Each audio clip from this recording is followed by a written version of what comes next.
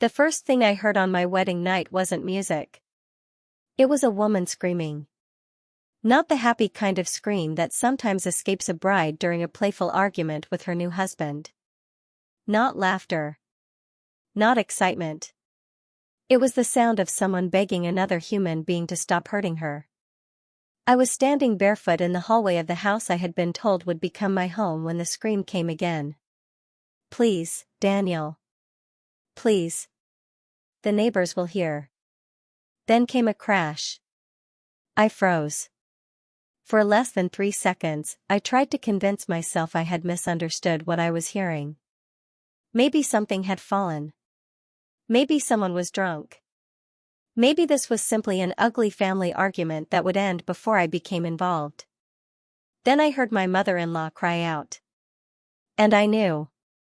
I pushed open the bedroom door. What I saw changed my life before I had even been married for 6 hours. My mother-in-law, Evelyn, was on the floor beside the fireplace, one hand pressed against her mouth. Her husband, Victor, stood over her. The elegant man who had smiled for wedding photographs only hours earlier had become someone I didn't recognize. He grabbed Evelyn by the arm and yanked her upright.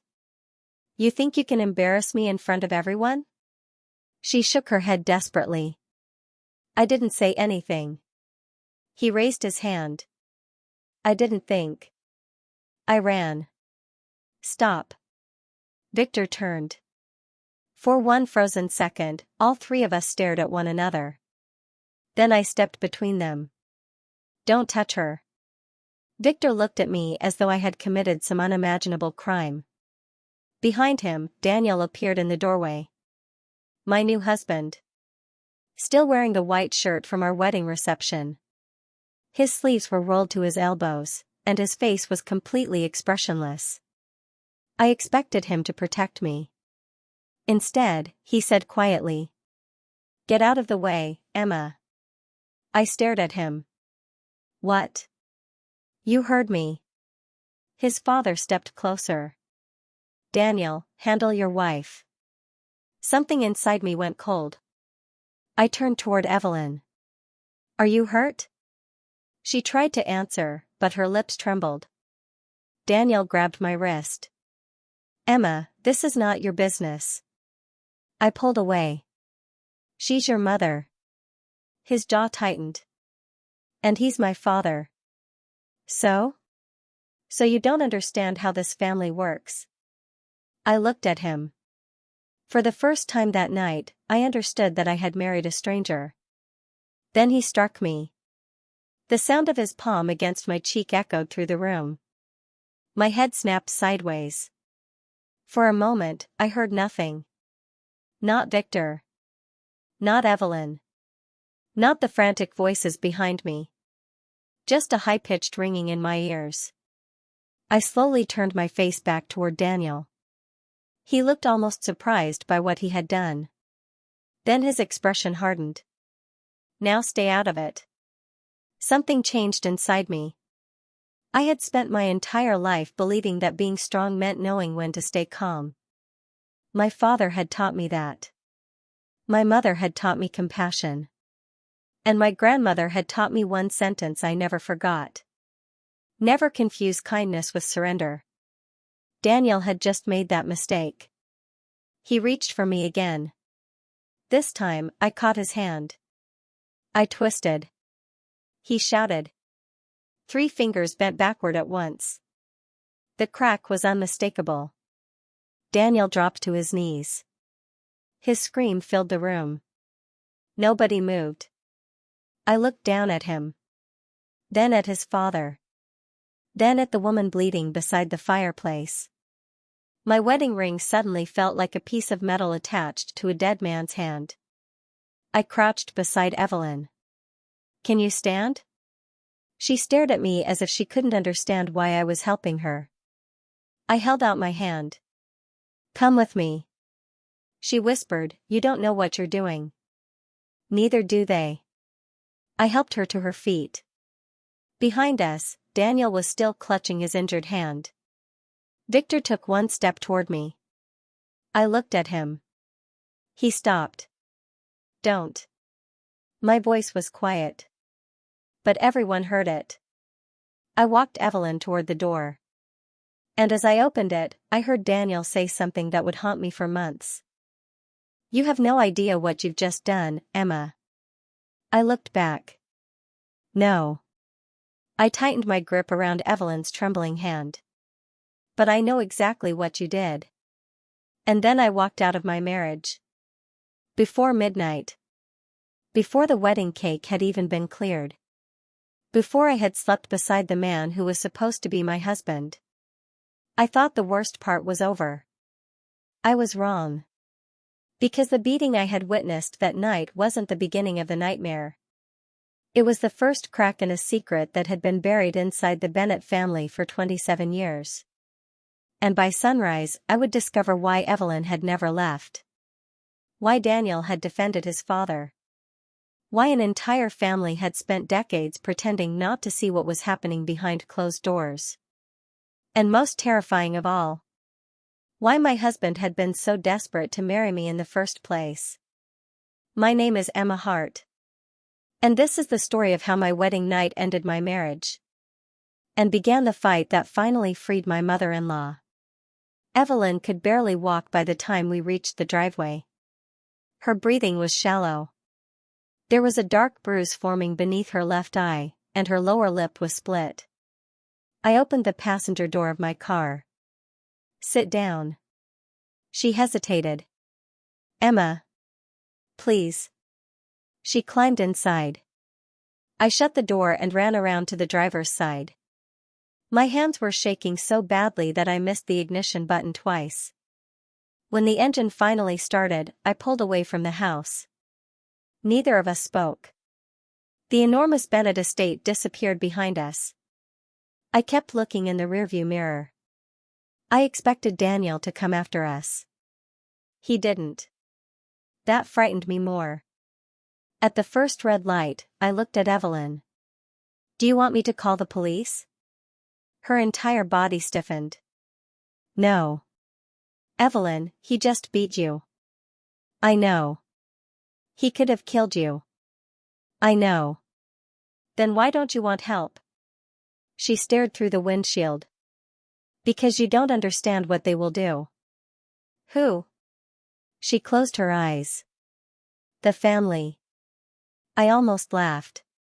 "The family? You think Victor is the worst one?" Her words silenced me. I looked at her. "What does that mean?" She didn't answer.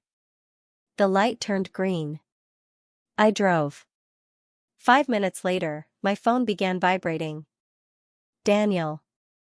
I ignored it. He called again. Then again. Then a text appeared. "Come back." Another followed. "You don't know what you're doing." Then. "You have no idea what your father signed." I stared at the message. What did your son mean? Evelyn's face went pale. "Don't answer him." I wasn't planning to. "Emma." She grabbed my wrist. Her fingers were cold. "Don't go back to that house." "I won't. No matter what they promise you." "I won't. No matter what Daniel says." "I won't." She swallowed. "And especially if they tell you your father is involved." My heart stopped. "What?" Evelyn looked away. "Take me somewhere safe." That was all she said. I drove straight to a private emergency clinic owned by my father's longtime business partner. My father, Michael Hart, was traveling overseas that week, but his assistant answered on the first ring when I called. I told her I needed a doctor. I didn't explain everything. I couldn't. 20 minutes later, Evelyn was being examined. I sat alone in the waiting room. My wedding dress was still hanging in the garment bag in the back seat. I stared at my left hand. The diamond ring Daniel had given me suddenly looked obscene. 6 months earlier, I had believed I had found the safest man in the world. Daniel had been patient, thoughtful, gentle. He had remembered tiny things about me. The tea I liked. The book I had mentioned once. The way I hated thunderstorms. He had held my hand when my grandmother died. He had told me I deserved a peaceful life. And I had believed him. That was the part that hurt most. Not the slap. Not even the broken fingers.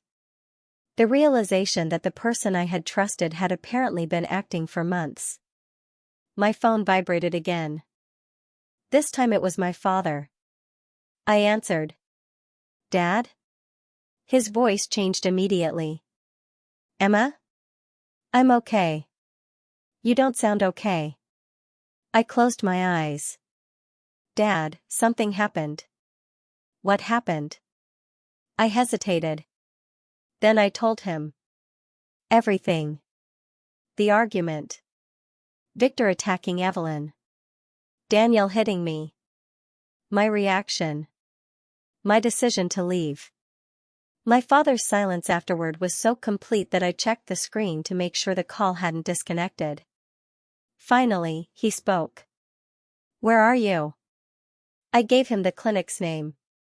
I'm coming home. Dad, you don't have to. I'm coming home. His voice was different now. Not angry. Worse. Controlled. Emma, listen to me carefully. I'm listening. Do not return to the Bennett house. I won't. Do not meet Daniel alone. I won't.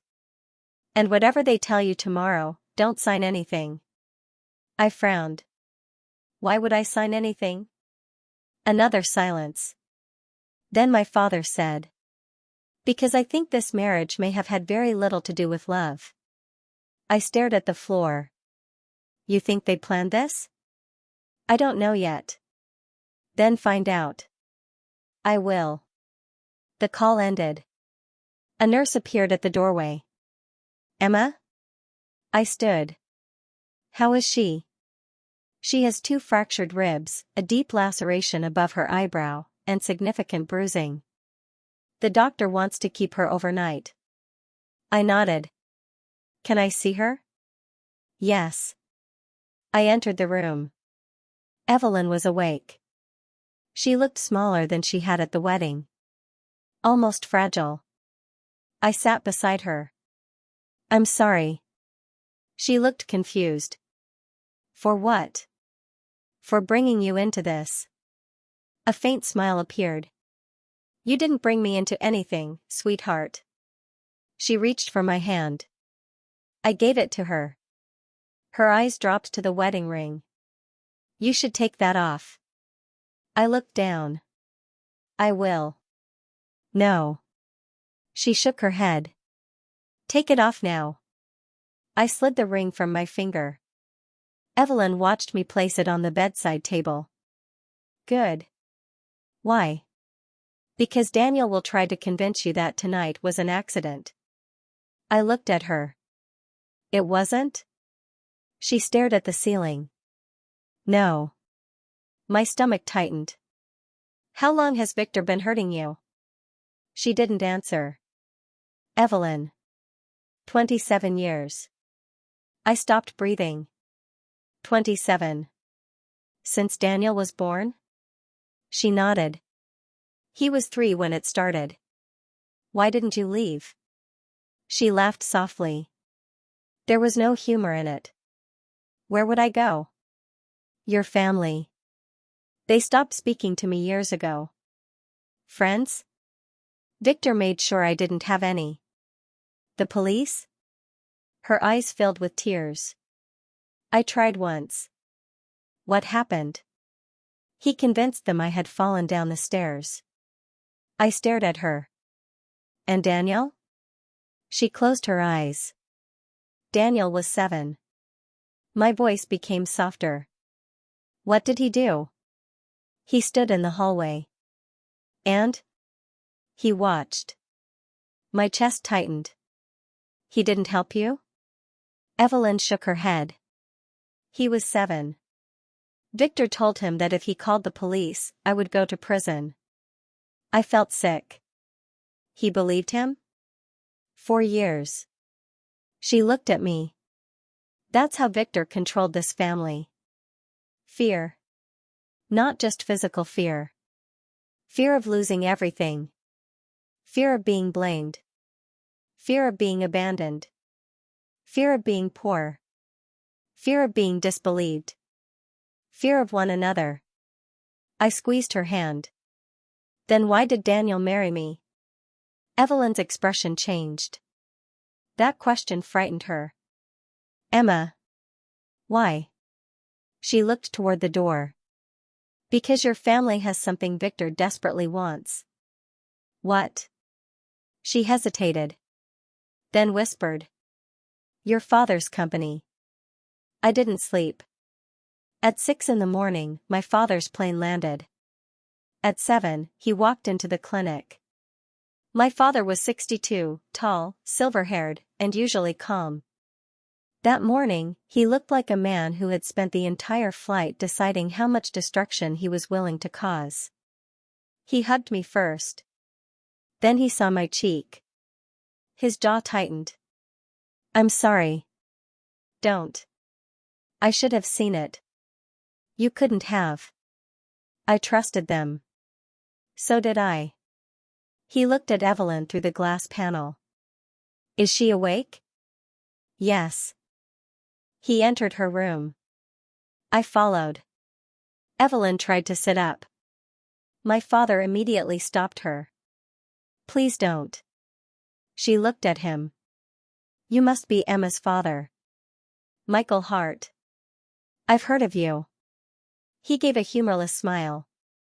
I wish I'd heard more about you. She lowered her eyes. I wasn't important. My father's expression hardened. Any woman who survives 27 years of abuse is important. Evelyn began crying. My father pulled a chair closer. Tell me everything. She looked at me. I nodded. So she did. For almost an hour, Evelyn told us about the Bennett family. Victor controlled every account. Every property. Every decision. Evelyn had no personal bank account. No credit card. No car. No passport. Her phone plan was in Victor's name. He monitored her calls. He knew where she went. He knew who she spoke to. When she once tried to leave, he threatened to accuse her of stealing from the family. When she considered divorce, he threatened to take Daniel away. When Daniel grew older, Victor trained him to believe that protecting the family meant protecting Victor. And there was one more thing. A secret financial arrangement. 3 years earlier, Victor had learned that Michael Hart planned to retire. Michael's company owned several commercial properties worth hundreds of millions. Victor wanted access. But Michael had refused every partnership proposal. So Victor changed tactics. He encouraged Daniel to pursue Emma. Not casually. Strategically. Evelyn looked at me. They wanted you inside the family. My father leaned forward. For what? To convince your father to merge part of his company with Daniel's investment group. I felt cold. My father stared at her. Daniel doesn't have an investment group. Not a legitimate one. My father stood. He walked to the window. Then he pulled out his phone. Emma. Yes? Do you remember the business proposal Daniel presented to me last spring? Yes. I rejected it. Why? Because the numbers didn't make sense. Evelyn whispered. They weren't supposed to. My father turned around. What do you mean? Victor had already borrowed against everything. Everything. The house. The businesses. The properties. Even Daniel's future inheritance. They were drowning. And they needed access to my father's wealth before anyone realized it. My father looked at me. Your marriage was the collateral. I couldn't speak. Suddenly, every strange moment from the last year came rushing back. Daniel asking how much money I expected to inherit. Daniel asking whether I had signed the family trust. Daniel asking whether my father intended to give me shares in the company. I had thought he was curious about our future. He had been studying my value. My father called his chief financial officer. Freeze every transaction involving the Bennett Group. Then he called his lawyer. Open every file involving Victor Bennett. Then he called someone else. Audit the marriage contract. I stared at him. The marriage contract? My father looked at me. Did you sign one? Yes. Did you read every page? I thought my attorney did. He didn't answer. That silence told me enough. An hour later, our lawyer arrived. She reviewed the agreement. Then she looked at me. Emma, there's a problem. What? Your agreement contains an unusual clause. What clause? If the marriage is dissolved within the first 30 days, certain financial claims are automatically triggered. I frowned. Claims against whom? She looked at my father. Your family trust. My blood ran cold. Daniel hadn't married me for money after all. He had married me for access to my inheritance. And if I left him immediately, they expected the settlement clause to force my family into paying them. My father closed his eyes. Then he said quietly, "They planned for you to leave." I looked at him. What? They knew this family was unstable. He pointed at the contract. They expected you to discover the abuse eventually. I couldn't understand. Then why marry me? Because they wanted the divorce payout. Evelyn suddenly spoke. No. We turned toward her. They wanted more than money. She looked terrified. There was another clause. What clause? I asked. She shook her head. I don't know exactly. Then what do you know? She stared at me. Victor told Daniel that once the marriage was complete, your father would be forced to transfer control of one specific property. My father froze. Which property? Evelyn whispered the address. My father went completely still. I knew that address. It was the Heart Medical Center. The building that had belonged to my grandfather. The building my father had promised would remain in the family forever. Victor didn't want my money. He wanted control of the property. Because beneath it was something worth far more. A planned redevelopment project. And my father's company had refused to sell. Victor needed my marriage to force the deal. Suddenly, everything made sense. The wedding. The pressure. The contract. Daniel's questions. The sudden interest in my inheritance. It had all been one enormous trap. But they had made one mistake. They had assumed I would be too frightened to fight. They didn't know me. And they definitely didn't know my father. At 9 that morning, Daniel called. I almost didn't answer. Then I did. Emma. His voice sounded different. Weak. Careful.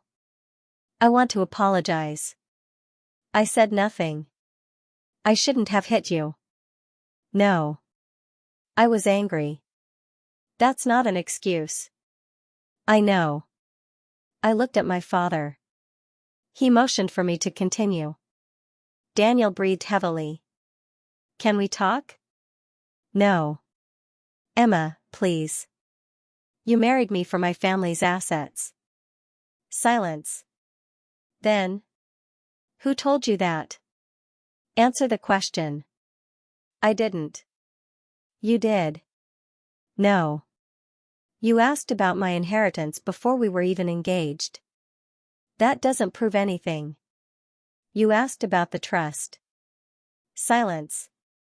You asked about the medical center. Another silence. Then Daniel said, "Emma, there are things you don't understand." "I understand enough. You think my father controls everything." "He does." "No." His voice cracked. "My father controls me." I stared at the phone. "What? You think I wanted to hurt my mother?" "Then why did you?" "Because I was afraid." "Afraid of what?" He didn't answer. "Daniel." "Of him." I closed my eyes. For the first time, I heard something in his voice that sounded real. Fear. Not guilt. Not anger. Fear. My father has been controlling me since I was a child. That doesn't excuse what you did. I know. You hit me. I know. You watched him beat your mother. I know. Then why should I care what happens to you? His voice became barely audible. Because I'm trying to get out too. I didn't respond. He whispered, "Please believe me." I looked at Evelyn. She was watching me. She shook her head. Not because Daniel was lying. Because she knew something I didn't. I asked him, "Where are you?" "At the hospital." "Why?" "My hand." "Where's your father?" "I don't know." "Daniel." "What?" "If you want to tell me the truth, tell me everything." There was a long silence. Then he said, "My father killed someone." My entire body went still. "Who?" "I don't know his name." "Daniel." I was 17. His breathing became unsteady. "He owed my father money." "And?" "I saw him dragged into the basement." I couldn't speak. "Daniel, what happened?" "He never came out." I looked at my father. He had gone pale. Daniel continued. "My father told me that if I ever spoke about it, I'd go to prison too." "Why?" "Because he made me help clean the floor." My stomach turned. "Where?" "The old Bennett warehouse." My father immediately stood. "Ask him if there's evidence." I repeated the question. Daniel whispered, "There's a wall." "What wall?" "Behind the boiler room." "What's inside?" "I don't know." "You do." Silence. "Daniel." Finally, he said, "Boxes." "What boxes?" "Financial records." I felt my pulse increase. My father kept everything. Why? Because he doesn't trust anyone. Not even you? Especially not me. I ended the call. My father looked at me. "We're going to that warehouse."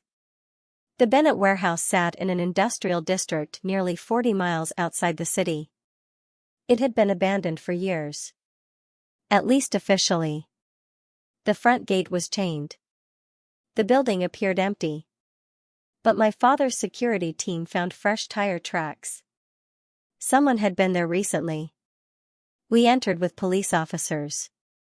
The boiler room smelled like rust and dust. A detective examined the wall Daniel had described. Nothing. Then he noticed a section of brickwork that didn't match. They removed it. Behind the wall was a narrow chamber. Inside were dozens of boxes. Documents. Hard drives. Ledgers. Photographs. And one old video camera. My father stared at the evidence. Daniel wasn't lying. The detective opened the first box. Inside were records going back 20 years. Payments. Bribes. Fake companies. Threats. And photographs of people who had disappeared after owing Victor money. Evelyn had been right. The financial crimes were only the surface. Victor Bennett had built his empire by destroying anyone who stood in his way. But then the detective found something worse. A file labeled Emma Hart, Acquisition Plan. I felt sick. My father opened it. Inside were notes about me. My habits. My friendships. My financial information. My schedule. Even details about my childhood. They had been watching me. 4 months. Maybe years. The first page contained one sentence. Marriage to Emma Hart will provide permanent access to the Hart Family Trust. The second page said, if marriage fails, trigger Clause 14. My father looked at the lawyer. Clause 14. She opened the contract. Her face changed. It requires a payment if Emma initiates divorce within 30 days. How much? She swallowed. $8 million. I almost laughed. $8 million. They had planned to hurt me, push me out, and then collect $8 million for my decision to escape. But there was more. At the bottom of the page was Daniel's signature. I felt something inside me break. Not my heart. That had already happened. My trust. I had wanted to believe Daniel was trapped. Maybe he was. But he had still signed. He had still participated. He had still married me knowing exactly what his family intended. I told my father. I want a divorce. You'll have one. And I want them prosecuted. My father nodded. You have my word. That afternoon, Evelyn gave a statement. For the first time in 27 years, she told the police the truth. Her hands shook. But she spoke. Every assault. Every threat. Every financial crime she had witnessed. Every time Victor forced her to lie. Every time Daniel had been ordered to remain silent. When she finished, the detective closed the folder. Mrs. Bennet, you're not going back to that house. Evelyn looked at me. No. I took her hand. You're coming with me. She smiled through tears. I don't want to be a burden. You aren't. But I'm your mother-in-law. I shook my head. Not anymore. She looked surprised. Then what am I? I smiled. Someone I chose. She cried. And for the first time since I had met her, those tears weren't tears of fear. They were relief. The next morning, Victor was arrested. He had tried to disappear. He didn't get far. The evidence from the warehouse was overwhelming. Daniel was arrested later that day. Not for his father's crimes. For conspiracy and fraud connected to the marriage scheme. When I saw him at the courthouse, he looked nothing like the man who had stood beside me at our wedding. His hand was in a cast. His face was exhausted. He looked at me. Emma. I stopped. I wanted to tell you. You had months. I was scared. So was your mother. His eyes filled with tears. I know. You could have saved her. I know. You could have stopped your father. I know. You chose yourself. He lowered his head. Yes. That was the first honest thing he had ever told me. I walked away. Not because I hated him. Because I finally understood that forgiveness didn't require returning to someone who had hurt you. 3 weeks later, the divorce hearing took place. Victor was already awaiting trial. Daniel had agreed to cooperate with prosecutors. His testimony exposed even more of his father's crimes. The $8 million clause was thrown out. The court determined that the marriage had been entered under fraudulent circumstances. I kept nothing from the marriage except one thing. The ring. Not because I wanted Daniel. Because I wanted to remember who I had been that night. A woman who thought love meant trusting someone completely. I eventually sold the ring. The money went into Evelyn's new account. My father had purchased a small house for her in a quiet town near the coast. No gates. No cameras. No servants.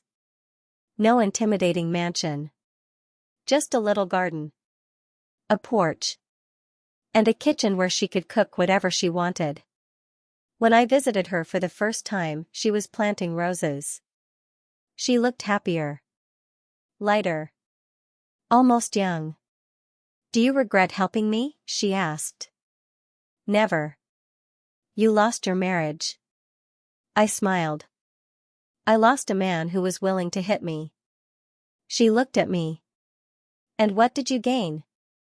I looked around her little garden. "You." She hugged me. For a long time, neither of us spoke. 6 months later, Victor Bennett was sentenced to 22 years in federal prison for fraud, extortion, witness intimidation, and financial crimes. The murder investigation connected to the warehouse remained open. Several former employees came forward after seeing the evidence.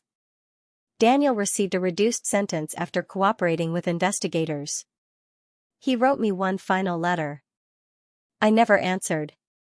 It said, "Emma, I don't expect forgiveness. I don't even expect you to remember me kindly.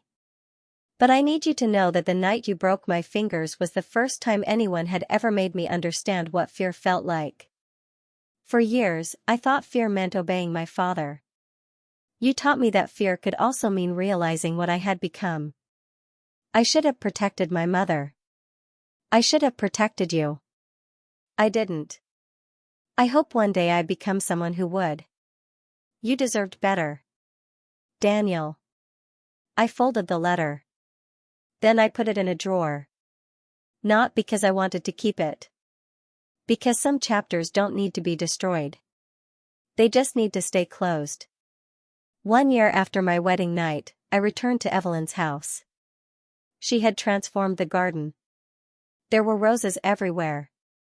She had planted one for every year she had survived. 27 roses. I counted them. "Why 27? She smiled. "Because I want to remember that I survived every one." I hugged her. Then she handed me a small envelope. "What is this?" "Open it." Inside was a photograph. It was from my wedding. I was standing beside Daniel. Smiling. Completely unaware of what the night would bring. On the back, Evelyn had written, "That woman saved me." I turned it over. She said, "I think you're wrong." "About what?" "You didn't save me." I smiled. "Then who did?" "You saved yourself." I didn't understand. She touched my hand. "That night, you could have stayed quiet." "Yes." "You could have gone back to your bedroom." "Yes." "You could have pretended you didn't see anything." "Yes." "But you didn't." She smiled. "You stood between me and the man who had frightened me for 27 years. Her eyes filled with tears. "And when your husband hit you, you didn't become smaller." She squeezed my fingers. "You became yourself." I looked at the photograph again. For the first time, I didn't feel sadness. I felt gratitude. Not for what happened. I would never be grateful for violence. I was grateful that the truth had finally become impossible to ignore. The wedding had been supposed to be the beginning of my life with Daniel. Instead, it became the beginning of my life without fear. I never remarried. Not because I stopped believing in love. Because I learned something more important.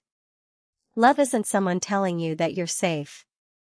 Love is someone proving it when you're vulnerable. Love doesn't ask you to stay silent. Love doesn't make you afraid. Love doesn't require you to surrender your dignity.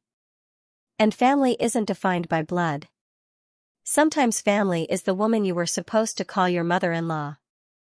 The woman who had nothing left to give. Yet still worried whether you had eaten breakfast. Evelyn and I remained close for the rest of her life. She eventually became the grandmother my children would one day know. And whenever someone asked how we met, she would laugh and say, "On the worst night of our lives." Then she would look at me. And somehow, it became the best thing that ever happened to both of us. I would always smile. Because I knew the truth. That night didn't make me powerful. The broken fingers didn't make me strong. Revenge didn't make me victorious. The moment that changed everything was much simpler. I saw someone being hurt. And I refused to look away. That was the decision that ended my marriage. The decision that exposed a criminal empire. The decision that gave a terrified woman her freedom. And the decision that finally taught me who I was. My wedding night was supposed to give me a husband. Instead, it gave me a mother. And when my husband raised his hand against me, I didn't lose my future. I found it.